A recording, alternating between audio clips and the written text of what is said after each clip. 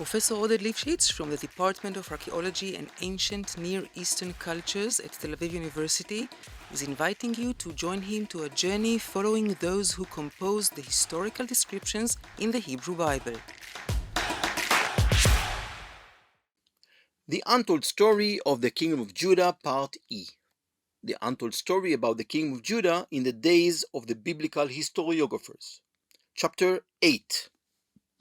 The Untold Story of the prophet Jeremiah and his connections to Eli, the priest in Shiloh, and Achituv, the priest in the days of David. Jeremiah was not one of the popular figures in Jerusalem on the eve of the destruction.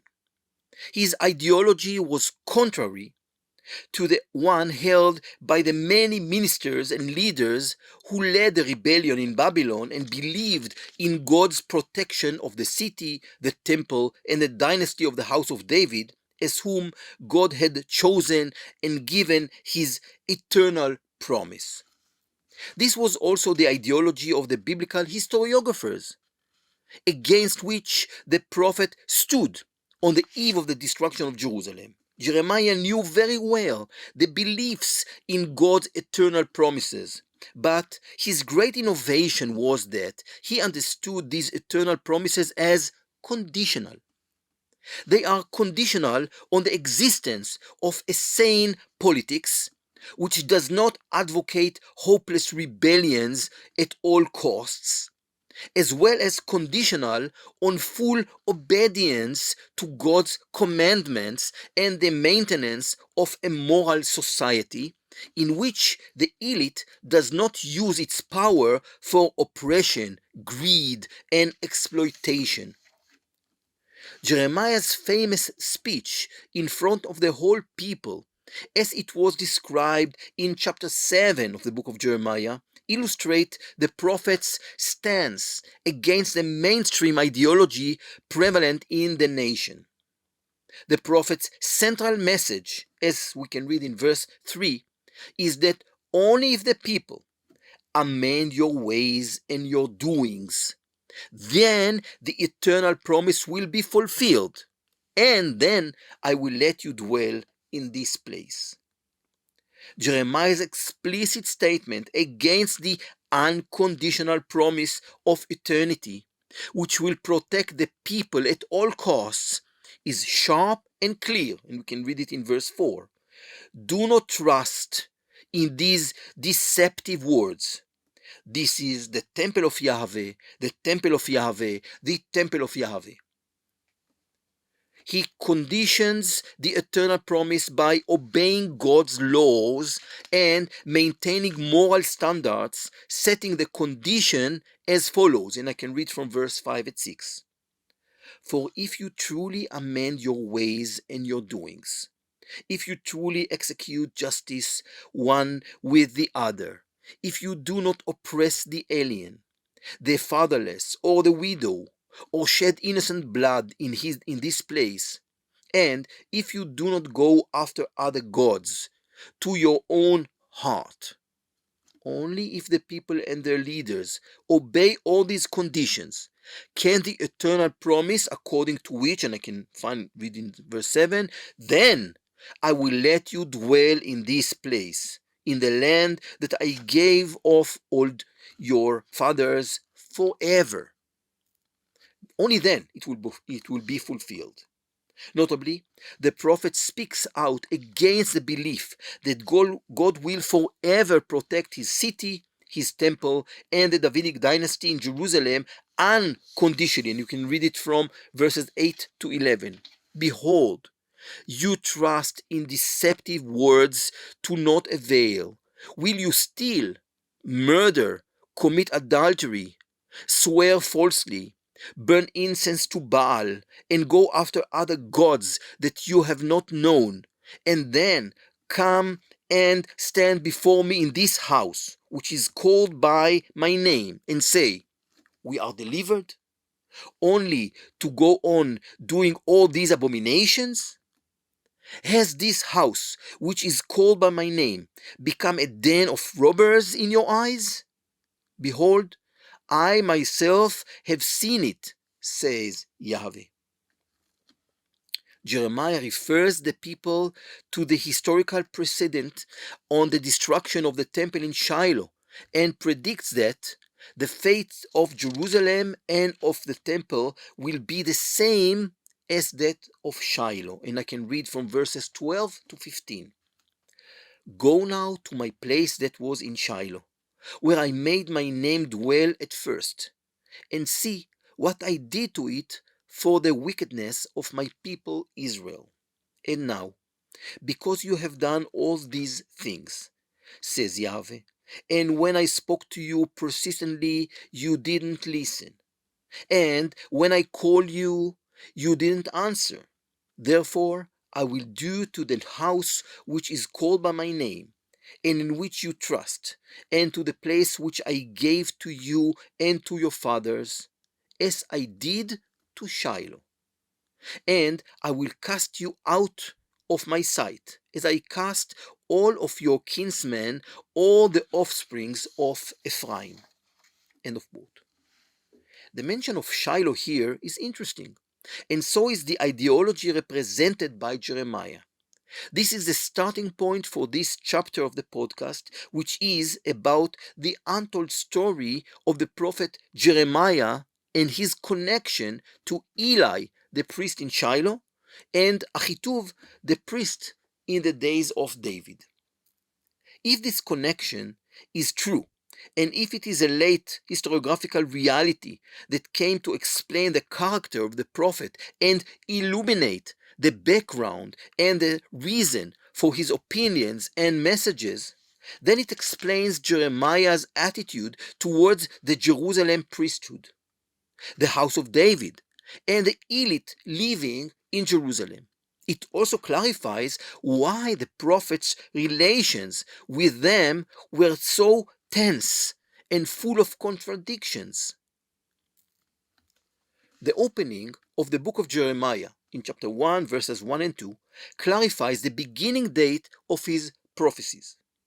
I'm quoting, "The words of Jeremiah, the son of Hilkiah, of the priests who were in Anathoth, in the land of Benjamin, to whom the word of Yahweh came in the days of Josiah, the son of Ammon, king of Judah, in the 13th year of his reign."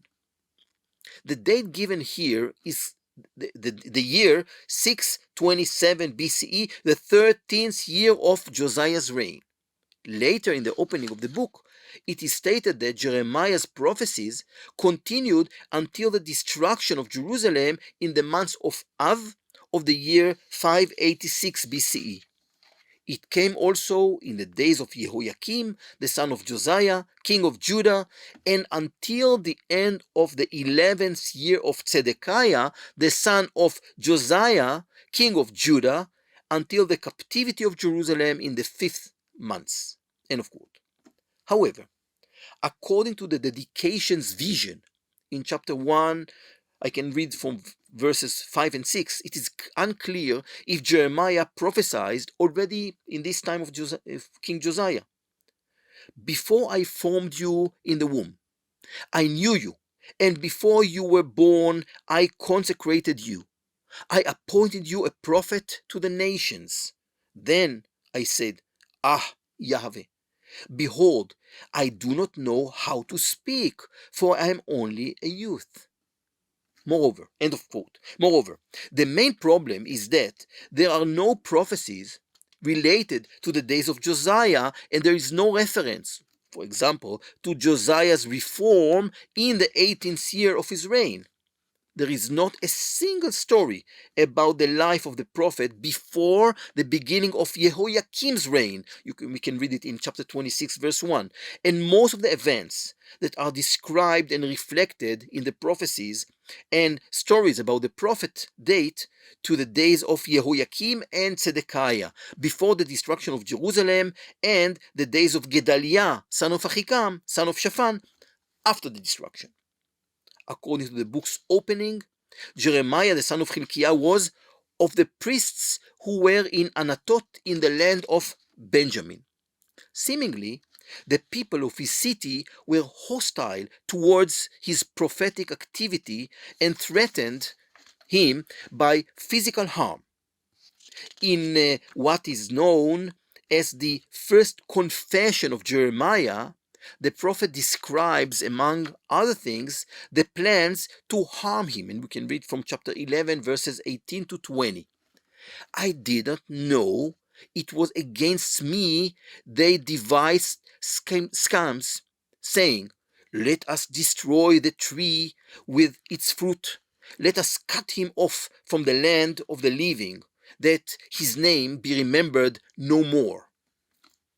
The prophet asks his God, but Yahweh of hosts, who judges righteously, who tries the heart and the mind, let me see thy vengeance upon them, for to thee have I committed my cause. God's answer in verses 21 to 23 explains in clear prose how the people of Anathoth seek to harm Jeremiah and why. Therefore, thus says Yahweh concerning the men of Anathoth who seek your life, and say, do not prophesy in the name of Yahweh, or you will die by your hand. The prophets wished for punishment from God reveal his bitter attitude towards the people of his city. Thus says Yahweh of hosts, behold, I will punish them. The young men shall die by the sword. The sons and their daughters shall die by famine, and none of them shall be left. For I will bring evil upon the men of Anathoth, the year of their punishment. End of quote. This message is repeated in the second confession of Jeremiah, mainly in God's response, and I can read from chapter 12, verses 5-6, which states, for even your brothers and the house of your father, even they have dealt treacherously with you. They are in full cry after you. Believe them not, though they speak fair words to you. End of quote. Furthermore, even in the opening of the lament over the destruction of the land in chapter 12, verses 7 to 13, the prophet compares the attitude of the people of his city towards him and his house to the fate of the abandoned land after the destruction. I have forsaken my house. I have abandoned my heritage. I have given the beloved of my soul into the hands of her enemies. My heritage has become to me like a lion in the forest. She has lifted up her voice against me. Therefore, I hate her. End of quote. It is not clear when Jeremiah left Anathoth and arrived in Jerusalem, but he seems to have been a well-known figure in the kingdom's capital whose big breakthrough into the public consciousness took place during the early days of King Jehoiakim. According to some of the titles of his prophecies, Jeremiah used to stand at the gates of the temple and in its courts while crowds of people made the pilgrimage, and there he delivered his words. In Jeremiah 7 verses 1-2, for example, this practice is described. The words that came to Jeremiah from Yahweh. Stand in the gate of Yahweh's house and proclaim there this word, and say, hear the word of Yahweh, all you men of Judah who enter these gates to worship Yahweh. End of quote. Sometimes, depending on the prophecy, the prophet would stand at a specific gate of the gates of Jerusalem. For example, in Jeremiah 17, verses 19 to 20. Thus said Yahweh to me, go and stand in the gate of the children of the people, by which the kings of Judah enter and by which they go out, and in all the gates of Jerusalem, and say, hear the word of Yahweh, you kings of Judah, and all of Judah, and all the inhabitants of Jerusalem who enter by these gates. And then the prophecy. Sometimes Jeremiah stood in the temple courts, and here we can see, for example, in chapter 19, verse 14. Then Jeremiah came from the Tophet, where Yahweh had sent him to prophesy. And he stood in the court of Yahweh's house and said to all the people, and then the prophecy. And sometimes he even prophesied directly in front of the king and his men. And we can read, for example, in chapter 22, verse 1. Thus says Yahweh, go down to the house of the king of Judah and speak there this word. And then the prophecy. Jeremiah's suffering expresses the way his contemporaries saw him. And we can read from chapter 20, verses 7 to 11. O Yahweh, you have deceived me, and I have deceived. You are stronger than I, and you have prevailed. I have become laughing stock all the day. Everyone mocks me, for whenever I speak, I cry out, I shout, violence and destruction. For the words of Yahweh has become for me a reproach and derision all day long. End of quote. During the period when Jeremiah was active in Jerusalem, the concept of God's eternal promise to his chosen city, the royal house, and the temple was already established there. The prophet tried to fight against these perceptions, to convince the Jerusalem elite, the king, his household, and the priest not to trust this promise of eternity, but to change their ways, to follow God's laws, and not to rebel in Babylon under the belief that nothing can happen to the city, to the temple, and to the house of David. Seemingly, Jeremiah also had a sympathetic audience in Jerusalem who understood his approach, supported his path, and defended him when powerful forces, especially the king's ministers, tried to hurt him, ban him, and even to kill him. The story in chapter 26, which we'll refer to in a bit, illustrates this situation very well. Jeremiah's big clash with the ministers and public leaders was on the eve of and during the Babylonian siege of Jerusalem, but even then, Jeremiah had a significant and perhaps even powerful group of supporters and admirers among the Jerusalem elite, and central among them were the family members of Shaphan the scribe. As we have already seen, Jeremiah prophesies twice that the fate of Jerusalem will be similar to the fate of Shiloh and this ancient temple city, which, according to the biblical account, was destroyed during the reign of Eli the prophet. As mentioned in chapter 7, the prophet told the people to go now to my place that was in Shiloh, where I made my name dwell at first, and see what I did to it for the wickedness of my people Israel. And he prophesies that, and I'm quoting, therefore, I will do to the house which is called by my name, and in which you trust, and to the place which I gave to you and to your fathers, as I did to Shiloh. And I will cast you out of my sight, as I cast out all your kinsmen, all the offsprings of Ephraim. He repeated this message in chapter 26, verse 6. I'm quoting, then I will make this house like Shiloh, and I will make this city a curse for the nations of the earth. End of quote. The description of the people's reaction to these things indicates how unwilling and the inhabitants of Jerusalem were to understand and accept Jeremiah's warning. And we can read from verses 7 to 9. The priest and the prophets and all the people heard Jeremiah speaking these words in the house of Yahweh. And when Jeremiah had finished speaking all that Yahweh had commanded him to speak to all the people, then the priests and the prophets and all the people laid hold of him, saying, you shall die. Why have you prophesied in the name of Yahweh, saying, this house shall be like Shiloh, and this city shall be desolate, without inhabitants? The prophet's warnings are related to the definition of his origin in the opening verse of the book. The words of Jeremiah, the son of Hilkiah, of the priests who were in Anathoth in the land of Benjamin, and to the question of why Jeremiah is presented in opening verse of the book as being a priest who comes from a family in Anathoth in the land of Benjamin.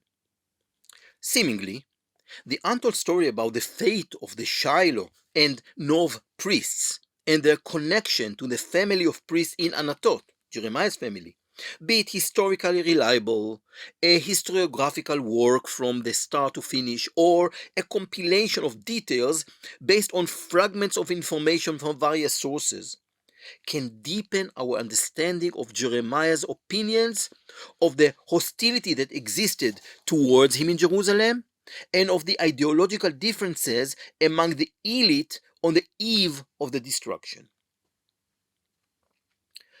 In the first book of Samuel, chapter 1, you can read about the story about Eli, the priest, and his family in Shiloh. The two sons of Eli, Hophni and Pinchas, were priests to Yahweh. This is in verse 3. Due to the sins of the two sons, the man of God was sent and promised to very old priest Eli that, and I can read from chapter 2, verses 31 to 33. Therefore, Yahweh, the God of Israel, declares, Behold, the days are coming when I will cut off your strength and the strength of your father's house, so that there will not be an old man in your house. Then in distress you will look with envious eye on all the prosperity which shall be bestowed upon Israel, and there shall not be an old man in your house forever. The man of your whom I shall not cut off from my altar shall be spared to weep out his eyes and grieve his heart. And all the increase of your house shall die by the sword of men. End of quote.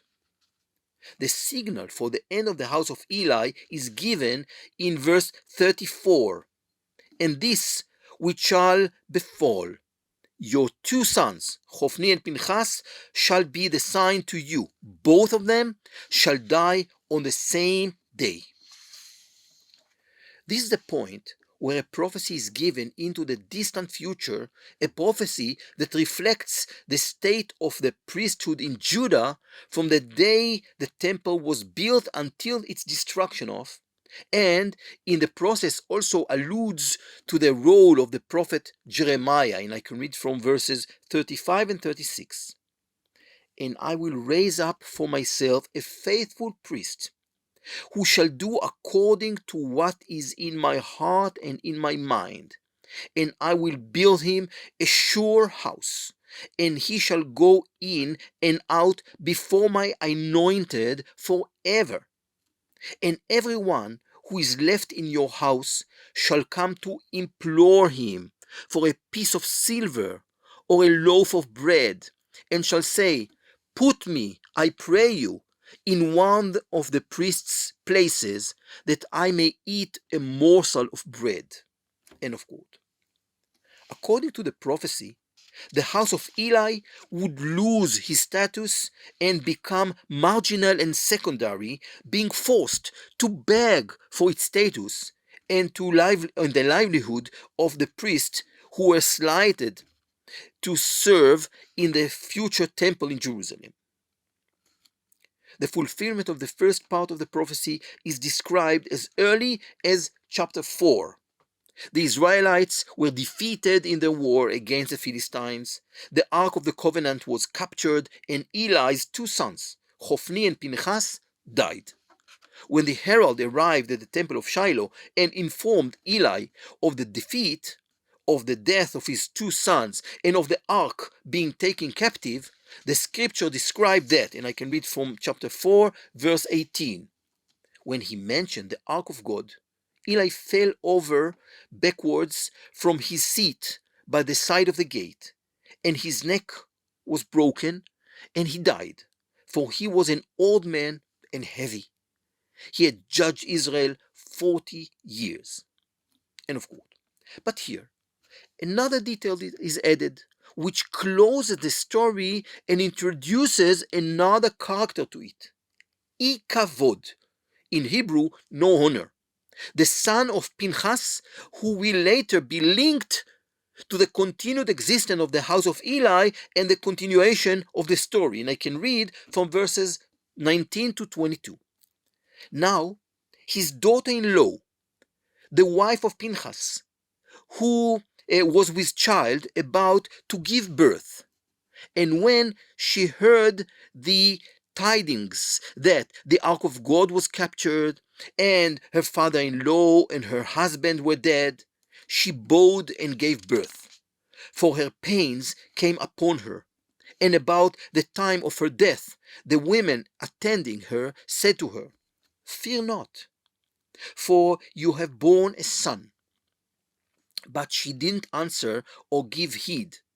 And she named the child Ikavod, saying, "The glory has departed from Israel, because the ark of God has been captured, and because of her father-in-law and her husband." And she said, "The glory has departed from Israel, for the ark of God has been captured." End of God.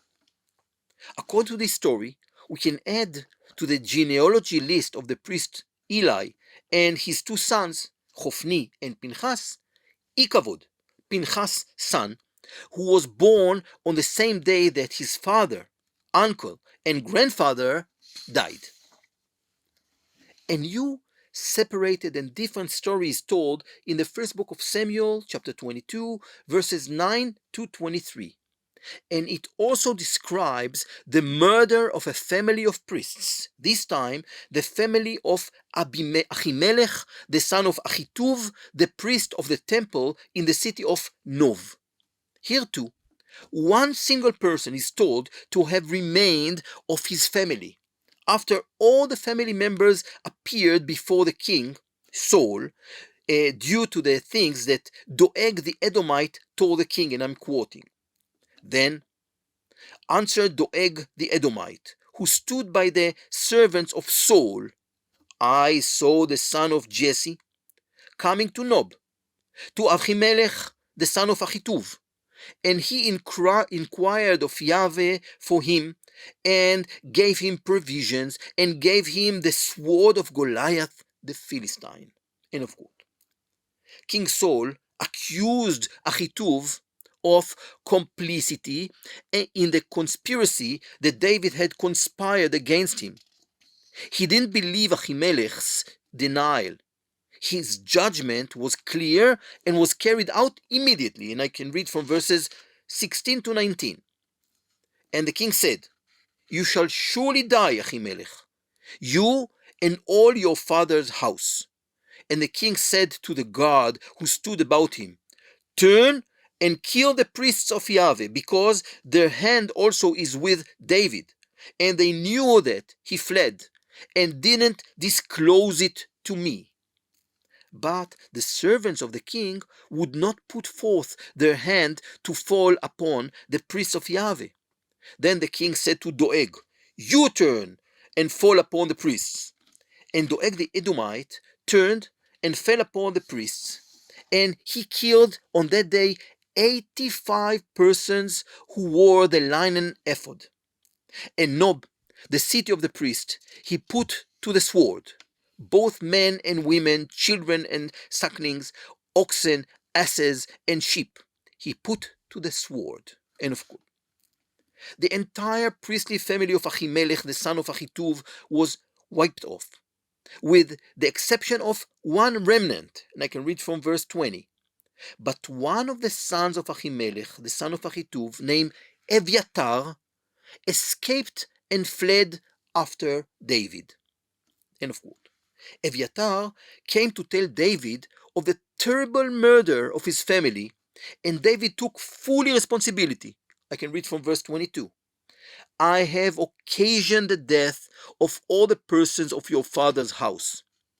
He asked Eviatar to join his camp and promised him protection. I can read from verse 23. "Stay with me, fear not, For he that seeks my life seeks your life.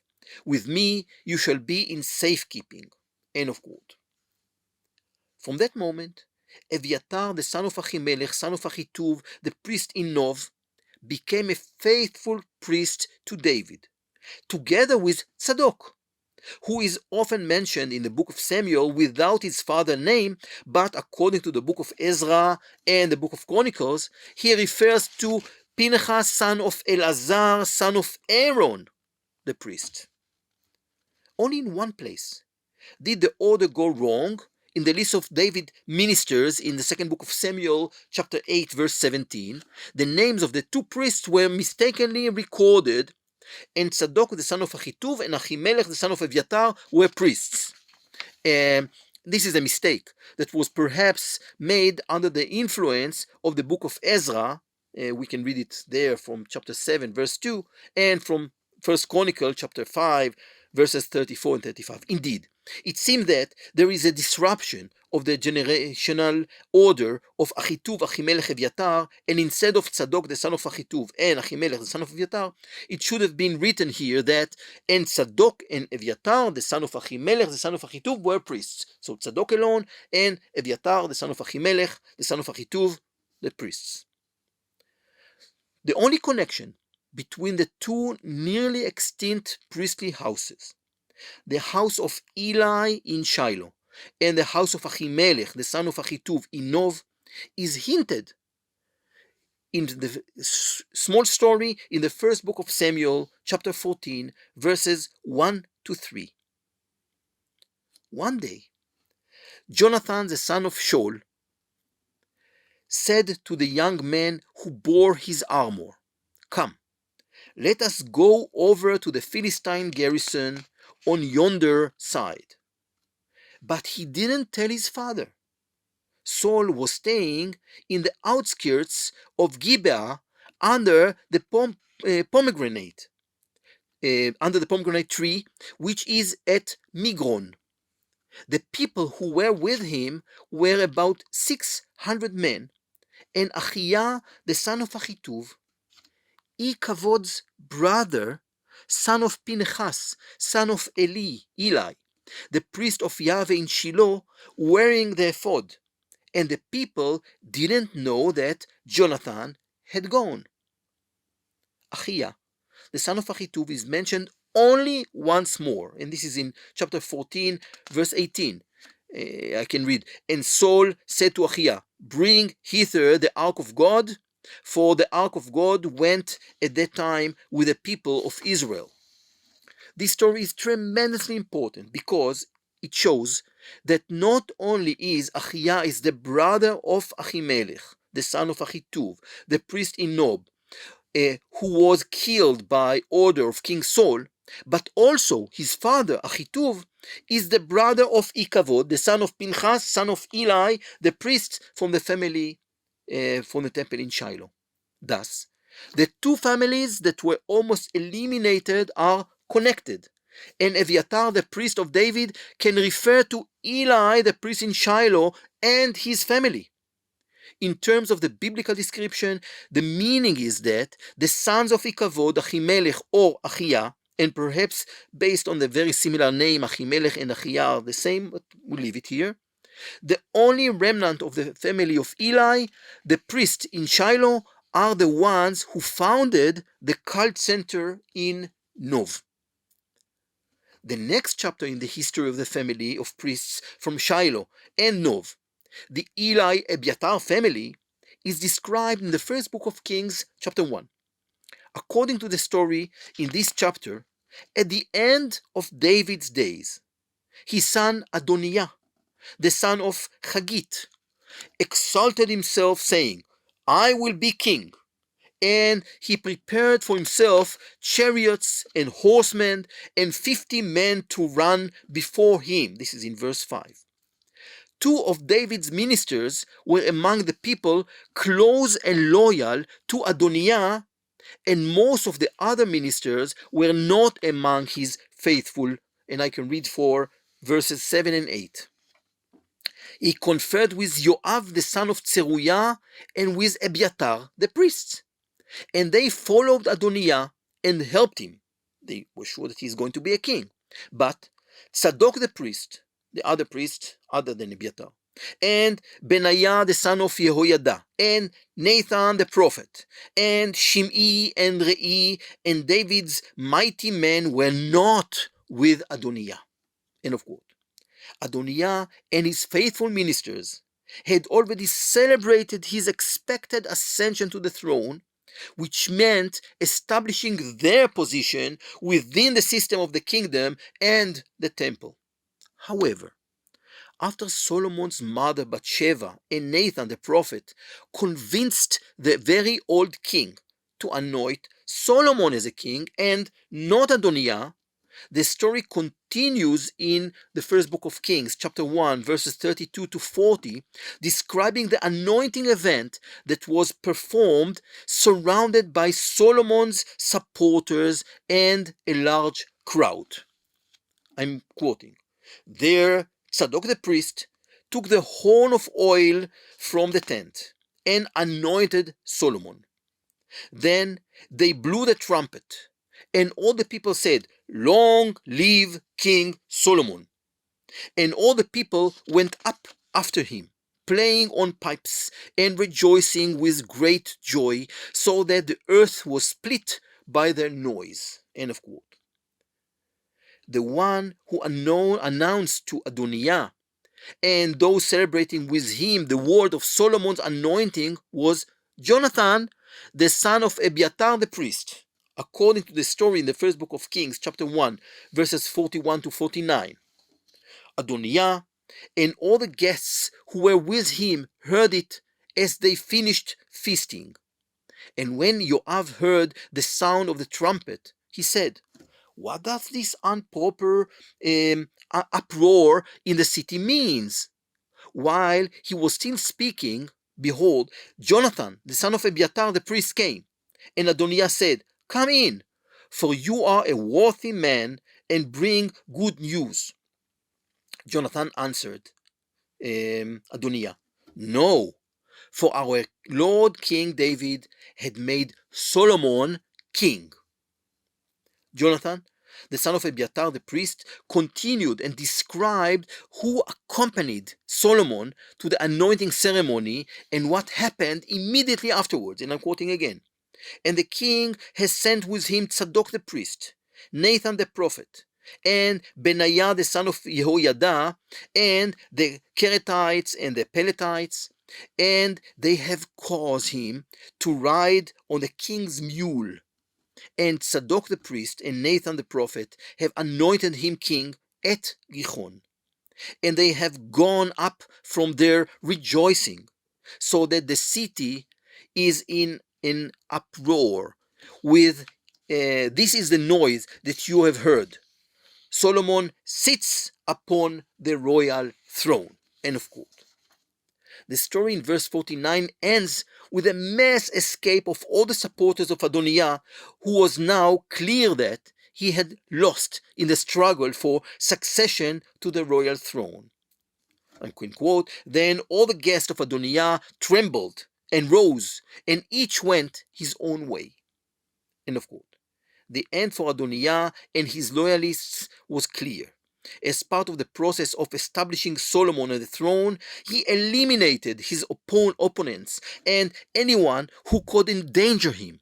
Adoniah was killed, and so was Joab, son of Zeruiah, while Abiathar's fate was banishment from Jerusalem and from the priesthood, just as defined in the prophecy given to the house of Eli in Shiloh. And I can read from the second book of Kings, chapter 2, verses 26-27. "And to Abiathar the priest the king said, Go to Anathoth, to your estate, for you deserve death. But I will not at this time put you to death, because you bore the ark of Yahweh before David my father, and because you shared in all the affliction of my father." So Solomon expelled Abiathar from being priest to Yahweh, thus fulfilling the word of Yahweh which he had spoken concerning the house of Eli in Shiloh. According to the story, Eviatar was expelled from Jerusalem, expelled from the priesthood, and forced to move to Anathoth, where he owned fields and was compelled to live from that point on. This starting point for the story of the family of Eviatar, son of Achimelech, son of Achitub, son of Pinchas, son of Eli, the priest in Shiloh, is also the ending point of the story, since there is no more information about the fate of this family, at least until the opening verse of the book of Jeremiah, which is intended to draw attention to this untold story. So what does Hilkiah, Jeremiah's father, have to do with Achituv's family? The sequence of the story prohibits any other possibility but to connect the two families into one lineage, seeing Jeremiah as a descendant of the house of Eli in Shiloh. Is this a link that is part of an untold story? And against the background of this story, is it possible to understand Jeremiah's repeated references to the destruction of the temple at Shiloh as evidence of what will happen to the temple in Jerusalem? Or was this link made because of the emphasis in Jeremiah's prophecies on the destruction of Shiloh and the desire of later authors to explain these prophecies in the context of the history of Jeremiah's family and his connection to Eli's family in Shiloh? Indeed, we can assume that it is the association with the family of the priests who were expelled from Jerusalem that placed Jeremiah in such an oppositional position as against the house of David, which was responsible for their deportation to Anathoth, despite their family patriarch's unreserved loyalty to David and the physical elimination of his family, the priests of the temple in Nob. In the description of the chronicles of the kingdom of Judah, these things are not explicitly stated. Jeremiah himself is not mentioned in any historical description and is completely ignored by the biblical historiographers. And perhaps even the connection between the two families, whether real or imagined, was created and hinted at while two persons named Hilkiah, both priests, lived at the same time. One of them was in Anathoth, a member of the family of the priests who were expelled from Jerusalem and the father of Jeremiah the prophet, and the other a member of the family of Tzadok, who served as the high priest in the temple in Jerusalem during the days of Josiah when Jeremiah was born to his father Hilkiah. He was the high priest in the temple in Jerusalem who led Josiah's reform, in which cult was concentrated in Jerusalem. And according to the same ideology, he consolidated the temple status and singled out the status of the house of Tzadok in the one temple that was allowed to exist in Judah. There was no more room for other priestly families. Jeremiah, son of Hilkiah, one of the priests who was in Anathoth, was in Jerusalem throughout the period when this process took place.